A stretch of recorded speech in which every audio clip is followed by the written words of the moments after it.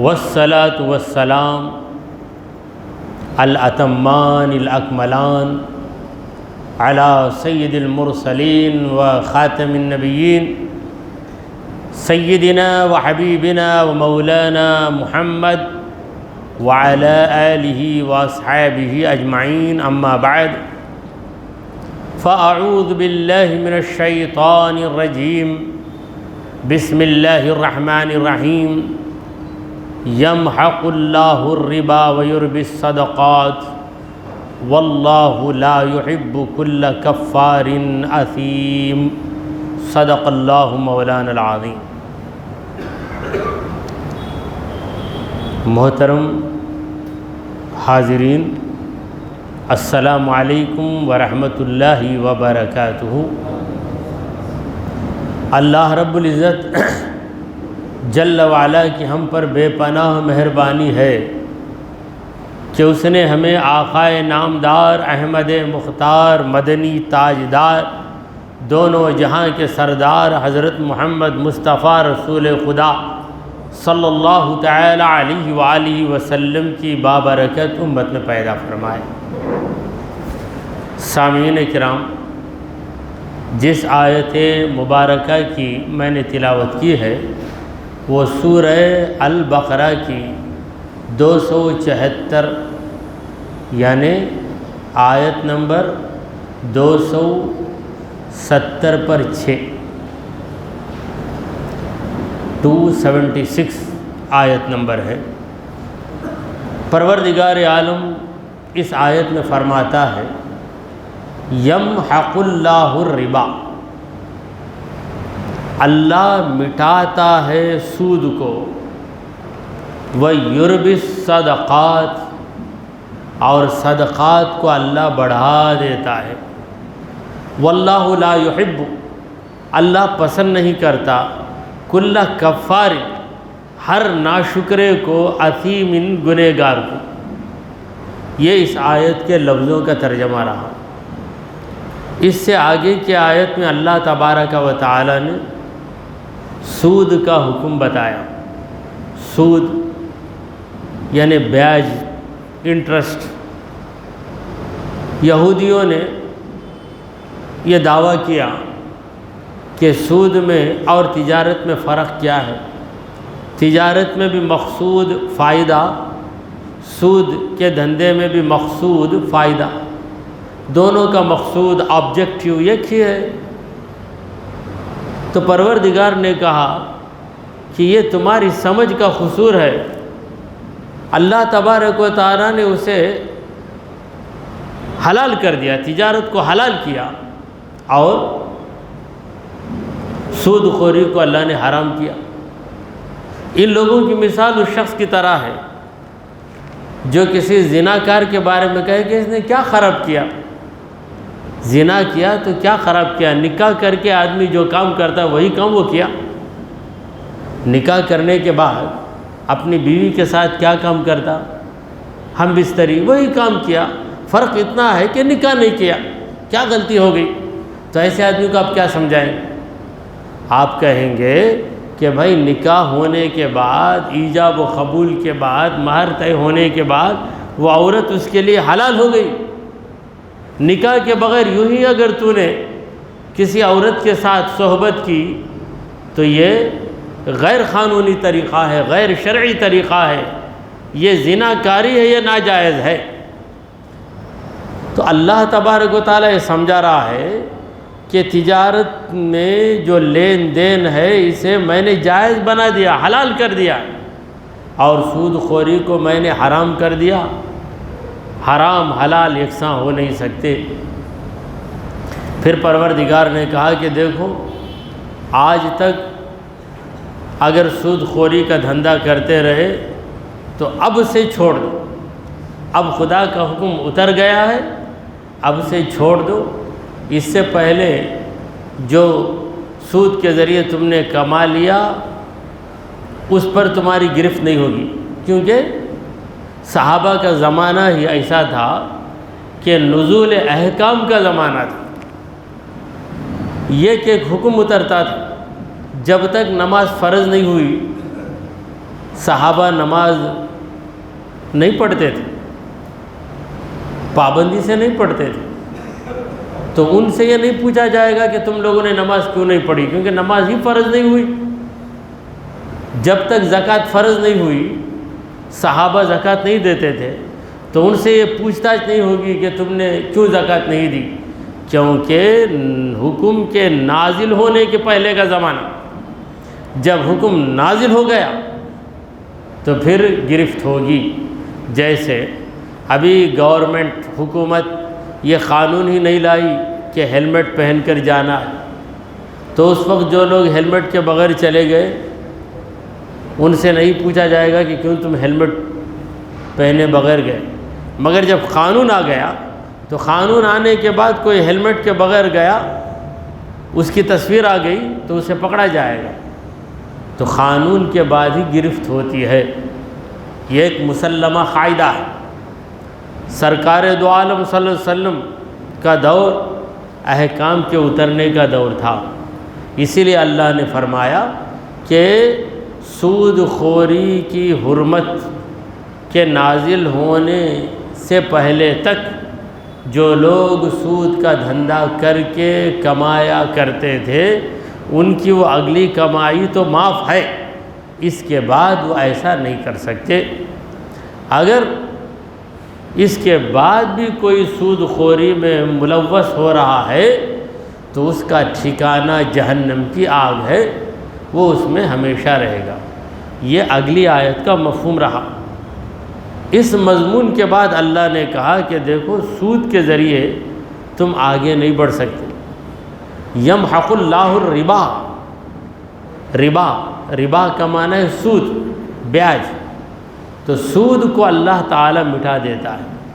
سود خور کتنا بھی کمائے سکون کی زندگی گزار نہیں سکتا، اور جتنا وہ کمائے گا اتنا ہی خرچ اس کے پیچھے لگ جائے گا، ایزی کم ایزی گو کا معاملہ ہو جائے گا۔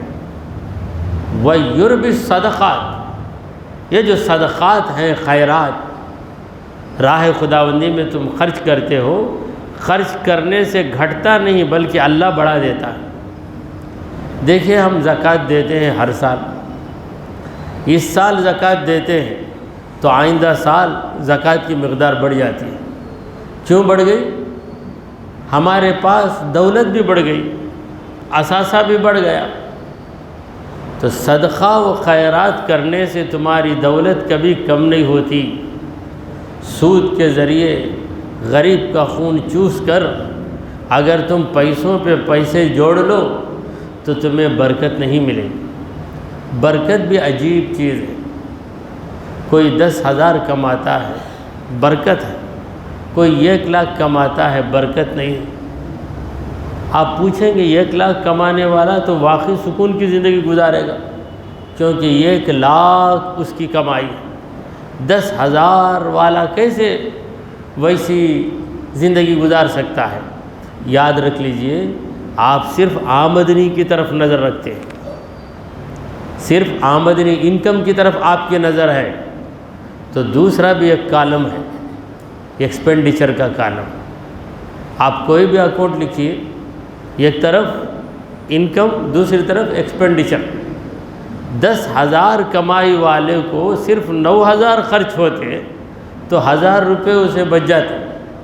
1 لاکھ کمانے والا اسے 1,20,000 کا خرچ لگ جاتا، تو پھر 1 لاکھ کما کر بھی 20,000 کا وہ مخروض ہو جاتا، قرض تلے دب جاتا۔ یہ اللہ تعالیٰ کی طرف سے نظام ہے۔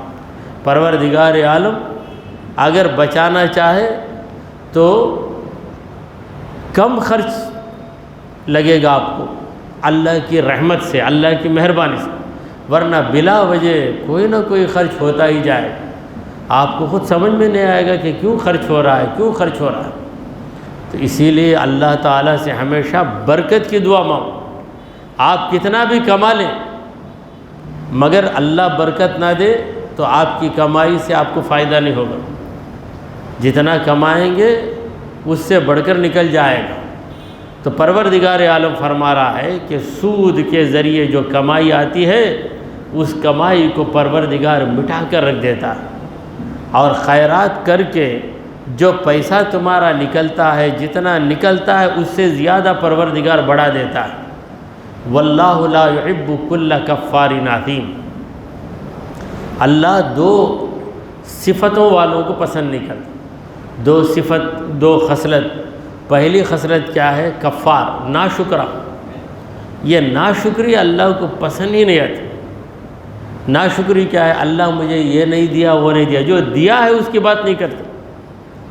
پروردگار نے آپ کو کیا کیا دیا ہے، 2 آنکھ، 2 کان، یہ زبان، یہ ہاتھ سلامتی کے ساتھ، انگلیاں برابر آپ بند کر رہے ہیں، کھول رہے ہیں، پیروں سے چل رہے ہیں، کھا رہے ہیں، ہضم کر رہے ہیں، کتنی بھاری نعمت ہے، مگر اس کا احساس ہمیں کیا ہوتا ہے؟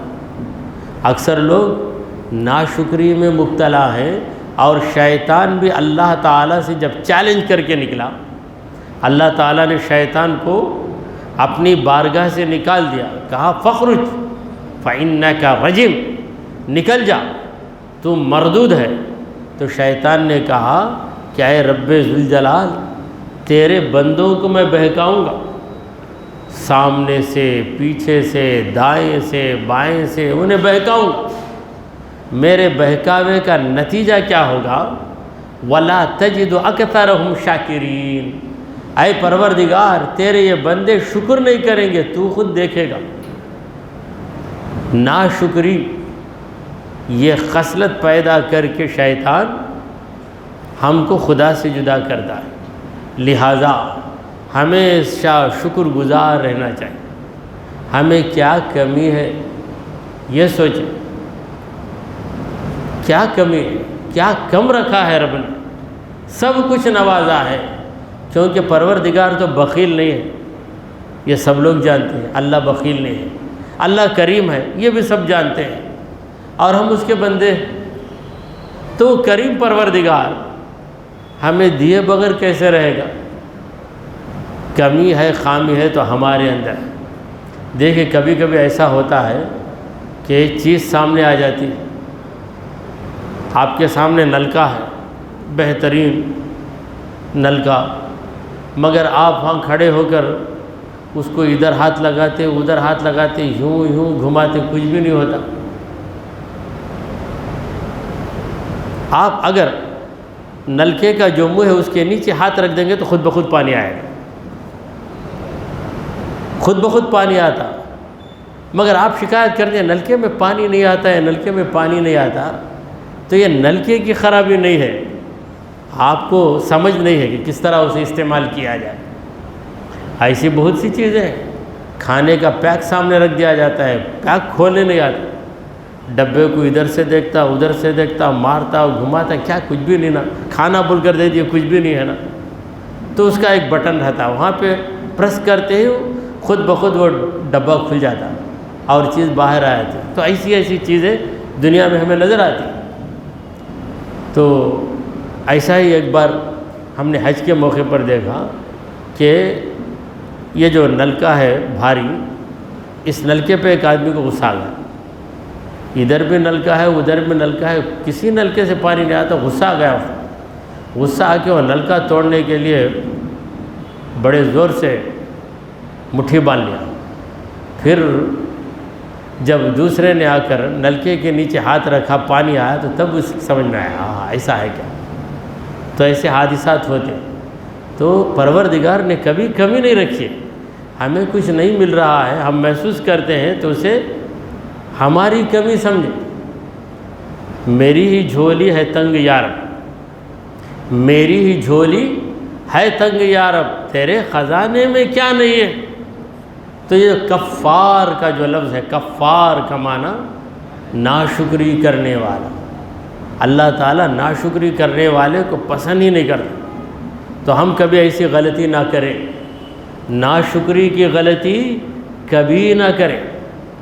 دنیا میں بھی کون ناشکری پسند کرتا ہے؟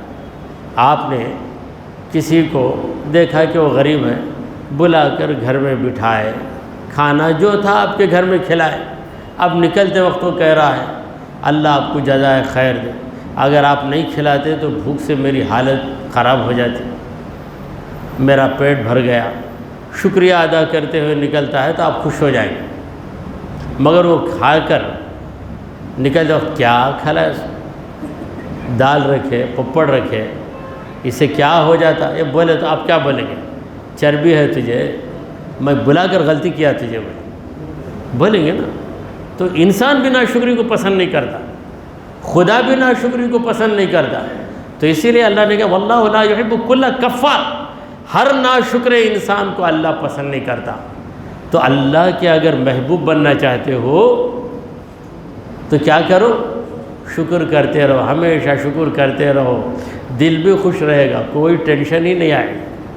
پھر دوسری چیز اثیم، اثیم کا معنی ہے گنہگار، خدا کا کھا کر خدا کی نافرمانی کرنا، یہ کیسی غداری، یہ کیسی بے وفائی ہے۔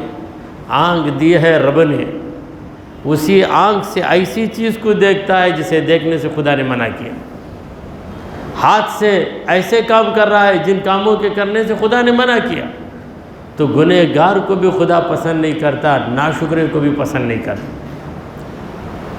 آیت ختم ہوئی، ان الذین آمنوا وعملوا الصالحات واقاموا الصلاة وآتوا الزکاة، بے شک جو لوگ ایمان لائے اور اچھے عمل کرتے رہے، نماز کو قائم کیا، زکوٰۃ کو ادا کیا، لہم اجرہم عند ربہم، ان کے لیے ان کا اجر ثابت ہے ان کے رب کے پاس، ان کا رب انہیں ضرور اجر دے گا۔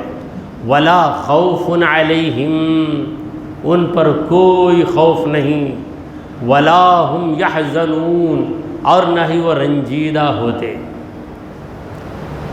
ایمان، عمل صالح، ان الذین آمنوا وعملوا الصالحات، بے شک جو لوگ ایمان لائے اور نیک عمل کرتے رہے۔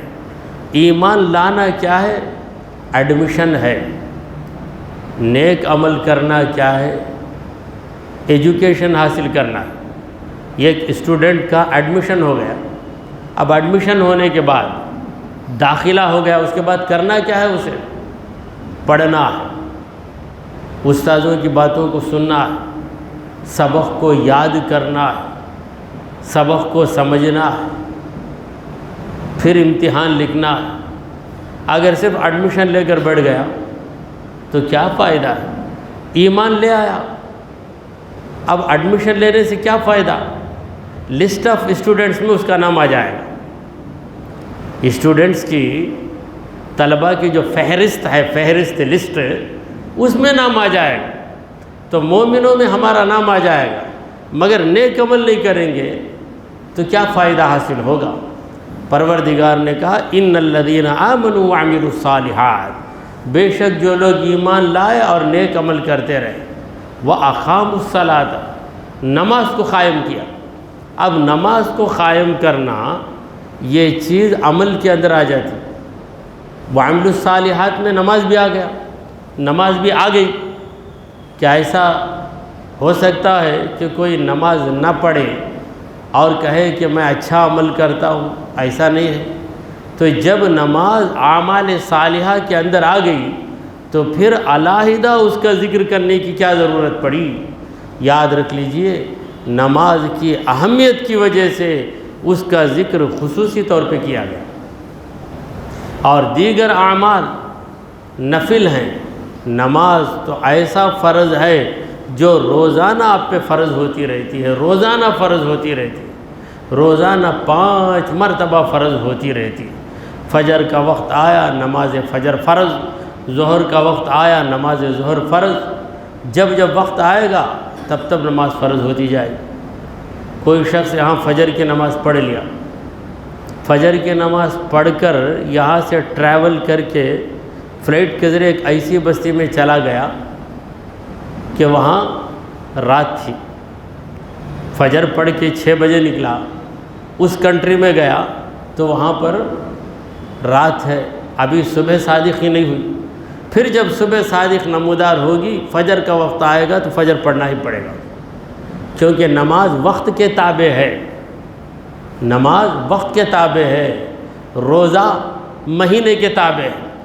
کسی نے سعودی میں عید منا لی یا سعودی میں 29واں روزہ رکھ لیا، دوسرے دن عید وہاں پہ ڈکلیئر ہو گئی، روزہ مکمل کر کے وہاں سے نکلا، شام کو 6 بجے نکلا، یہاں کے حساب سے رات کے 10:30 11 بجے آ گیا۔ اب یہاں دوسرے دن کا روزہ ہے، جس بستی سے آیا وہاں عید، اور یہاں پہنچا تو یہاں روزہ، تو اب یہاں اسے روزہ رکھنا ہے یا نہیں رکھنا ہے؟ روزہ رکھنا ہے، کیونکہ رمضان یہاں باقی ہے، رمضان یہاں پر باقی ہے۔ اللہ نے روزے کو مہینے کے تابع کیا، اللہ نے کہا فمن شہد منکم الشہر فلیصمہ، تم میں سے جو بھی ماہ رمضان کو پائے اس میں روزہ رکھے۔ تو وقت کے تابع ہے نماز اور مہینے کے تابع ہے روزہ۔ تو اقام الصلاۃ، نماز کو قائم کیا۔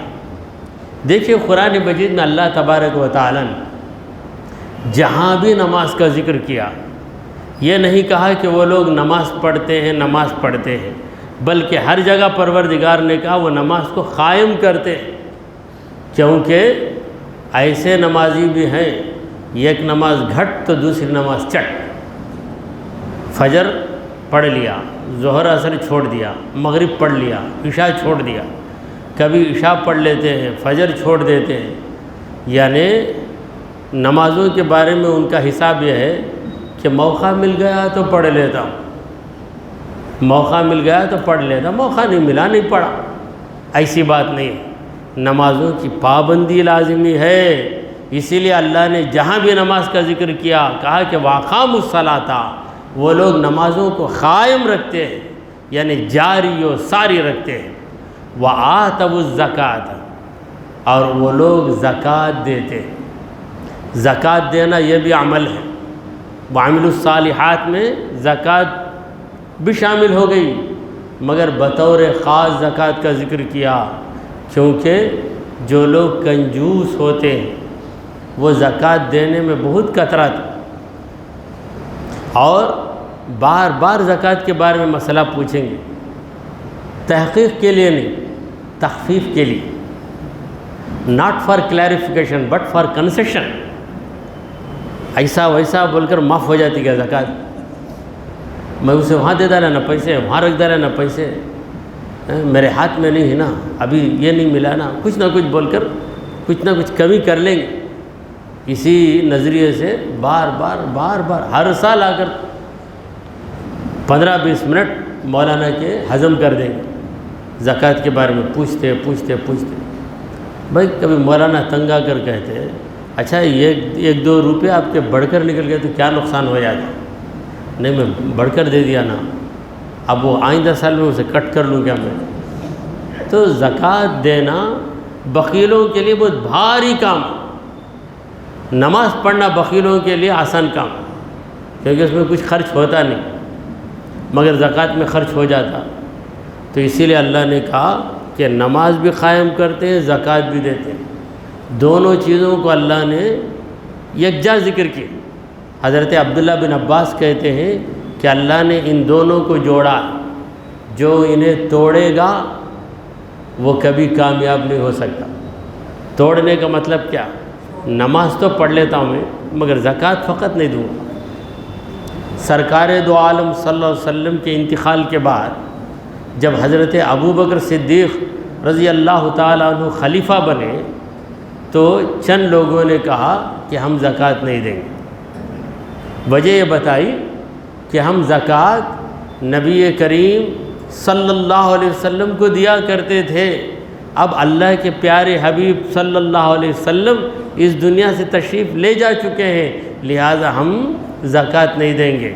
تو حضرت ابوبکر صدیق رضی اللہ تعالیٰ عنہ اتنے غضبناک ہوئے، یہ اعلان کر دیا کہ ان لوگوں سے جنگ کریں گے، کیونکہ یہ لوگ مرتد ہو گئے، دین سے ہٹ گئے، کیونکہ زکوٰۃ دین کا رکن ہے، دین کا ایک پلر ہے، اس کے بغیر دین قائم نہیں رہ سکتا۔ تو پروردگار نے نماز اور زکوٰۃ دونوں کا ذکر یکجا کیا ہے. تو یہ عمل کسی کے اندر آ جائے، نماز کی پابندی کر رہا ہے اور زکوٰۃ بھی برابر ادا کر رہا ہے، تو ان لوگوں کے لیے اجر ہے. اللہ ان کو اجر سے محروم نہیں کرے گا. کہاں ہے اجر؟ عند ربہم، ان کے رب کے پاس ہے، لہذا کوئی دھوکہ ہو نہیں سکتا. آج کئی جگہ دھوکے ہو جاتے ہیں، کہیں پیسہ ڈپازٹ کرتے ہیں مگر اس بینک کا دیوالہ ہو جاتا ہے، کچھ نہ ہاتھ نہیں آتا. مگر آخرت کا جو اجر ہے وہ اس کا معاملہ دنیا کے بینک کا معاملہ نہیں ہے، دنیا کے انسان کا معاملہ نہیں ہے. کسی انسان پہ بھروسہ تھا کہ ہم اس کے پاس پیسہ جمع کرتے تھے، اچانک اس کا انتقال ہو گیا. اب جا کر کہو کہ میں ان کے پاس اتنا پیسہ دیا تھا، ڈاکومنٹ بھی بتاؤ، تو لوگ کہیں گے کہ ان کے پاس دیے تھے اب وہ نہیں ہے، اب تمہیں کیا ملے گا. مگر آخرت کا اجر پکا ہے، یقینی ہے. اسی لیے اللہ نے کہا کہ ان کا اجر عند ربہم، ان کے رب کے پاس. پھر جب انہیں اجر مل جائے گا تو انہیں سکون ہی سکون ملے گا. ولا خوف علیہم، اب ان پر کوئی خوف نہیں، کسی قسم کی گھبراہٹ نہیں، امن کی جگہ آ گئے، جنت میں آ گئے. ولا ہم یحزنون، اور کبھی غم ان کے پاس پھٹکنے والا نہیں. اب کس بات کا غم ہے؟ جنت میں آ جانے کے بعد جنتی کو کس بات کا غم رہے گا؟ کوئی ذمہ داری نہیں ہے، کوئی تابع داری نہیں ہے، کسی کی انتظاری نہیں ہے، کسی قسم کی بیماری بھی نہیں. یہی چیزیں تو مصیبت ہوتی ہے دنیا میں، بیماری، قرض داری، انتظاری، تابع داری، یہ ساری پریشانیاں ہیں. تابع دار نہ کسی کے تابع رہنا، امپلائر کے تابع، اور جو امپلائر ہے وہ بھی آزاد نہیں، وہ کسی کے تابع. بادشاہ بھی بن گیا تو وہ بھی رعایا کو خوش رکھنا، نہیں تو رعایا اس کو الٹ دیتی. پبلک کیا کرتی؟ الٹ کے چھوڑ دیتی. تو ہر ایک کے ساتھ تابع داری، ذمہ داری، اور ہر ایک کو انتظار رہتا ہے. انتظار کے بعد ہی چیز ملے گی. آپ آرڈر بھی دے دو تو آرڈر دینے کے بعد وہ چیز آنے تک آپ کو انتظار کرنا پڑے گا. مگر جنت میں ایسا نہیں، آپ کا جی چاہے گا تو وہ چیز تیار شدہ آپ کے پاس آ جائے گی. بھنا ہوا گوشت جی چاہے گا تو بھنا ہوا گوشت خود ہی آ جائے گا. تو کوئی پریشانی نہیں. اسی لیے پروردگار نے کہا ولا ہم یحزنون، اور نہ ہی وہ غمزدہ ہونے والے. وہاں قرض داری بھی نہیں، کس سے جا کے قرض لینا. جنت میں ہر چیز مفت میں ملتی ہے، وہاں تجارت نہیں ہے، اتنا پیسہ دے کر لو نہیں. جی میں ارادہ ہوا، یہاں ارادہ ہوا، چیز سامنے موجود. یا ایھا الذین آمنوا، آیت شروع ہو رہی ہے، آیت ختم ہو گئی. 270 پر 7 کی آیت ختم ہوئی، اب اس کے بعد والی آیت شروع ہو رہی ہے. یا ایھا الذین آمنوا، اے وہ لوگ جو ایمان لے آئے، اے مومنو کہاں ہو تم؟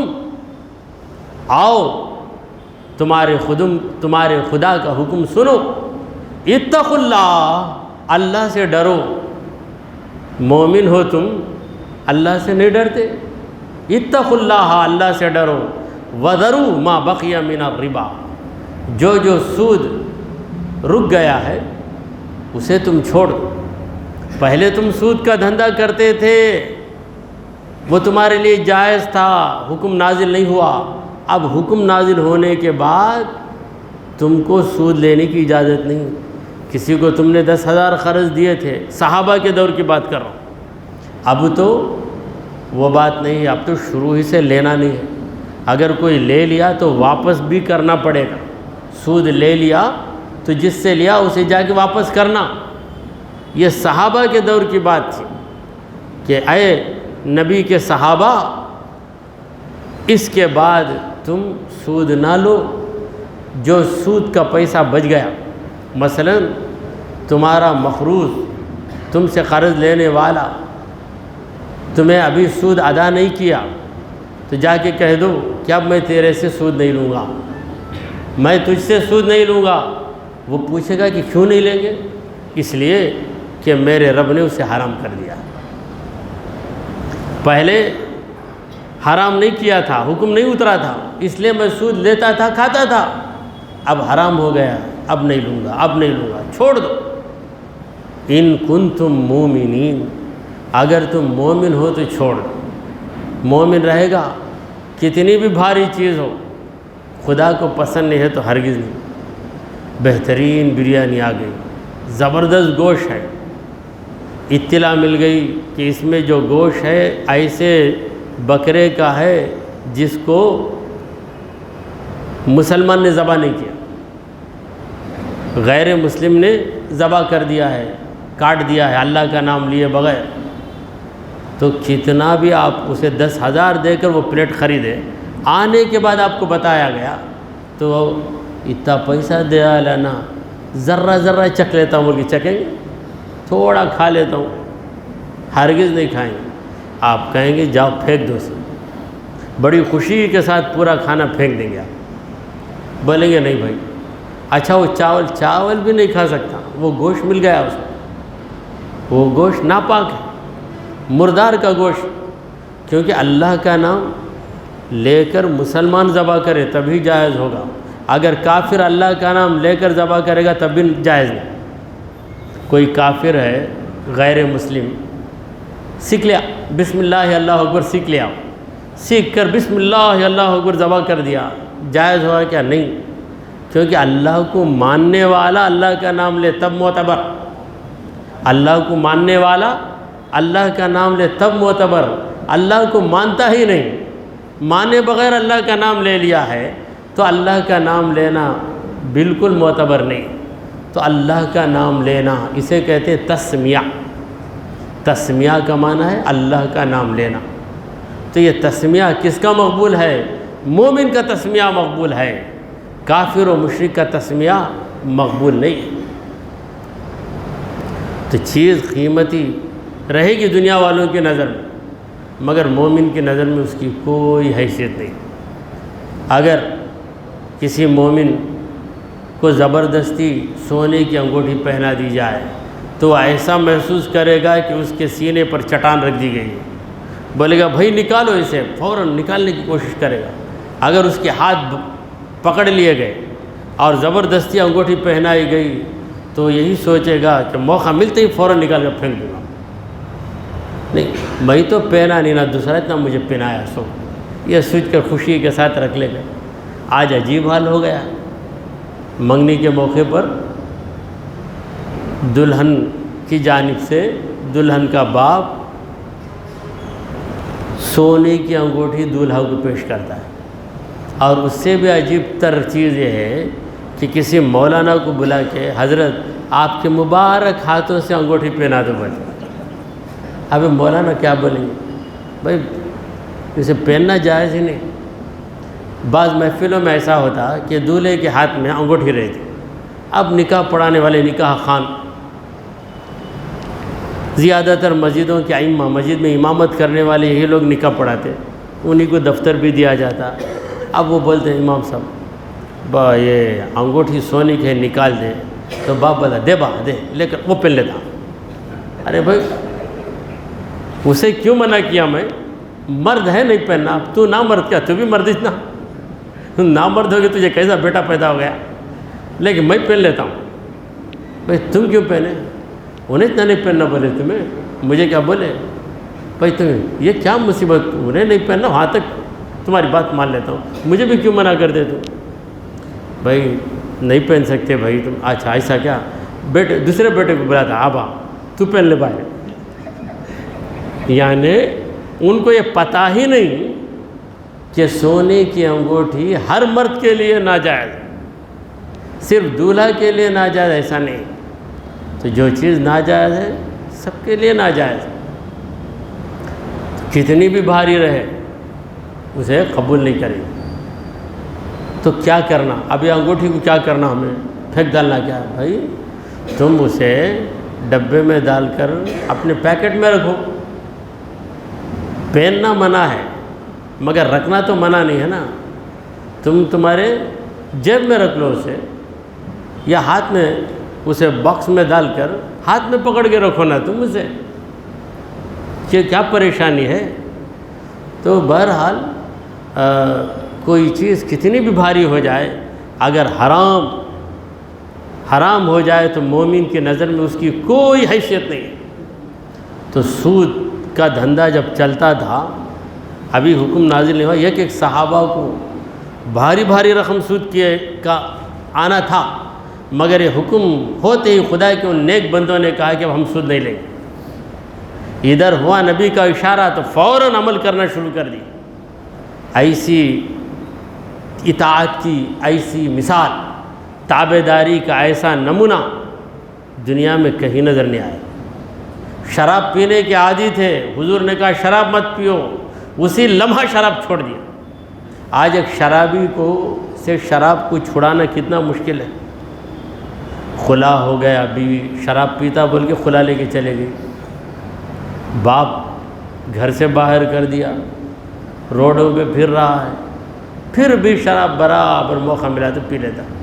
کیسا چیزیں سدھارنا، مگر پیارے آقا صلی اللہ علیہ وسلم کے بولنے کے اندر جو اثر ہے،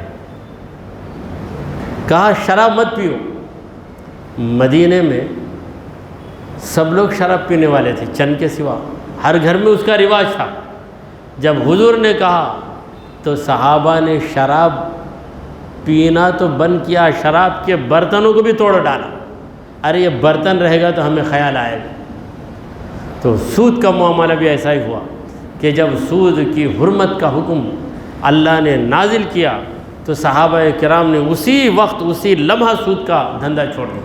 جو سود باقی رہ گیا تھا، جو بیلنس رہ گیا تھا آنے کا، اسے یوں ہی چھوڑ دیا کہ جاؤ اب نہیں لیں گے۔ یہ تھی اطاعت، صحابہ کرام کی ایک بے مثال تابعداری تھی۔ دعا کیجئے کہ پروردگارا ہم نے جو کچھ کہا اور سنا اسے قبول فرما لے۔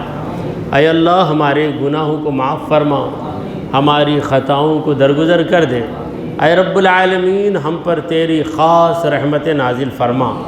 اے اللہ ہمارے لیے رزق حلال کے دروازے کھول دے، حرام لقمے سے ہمیں بال بچا لے۔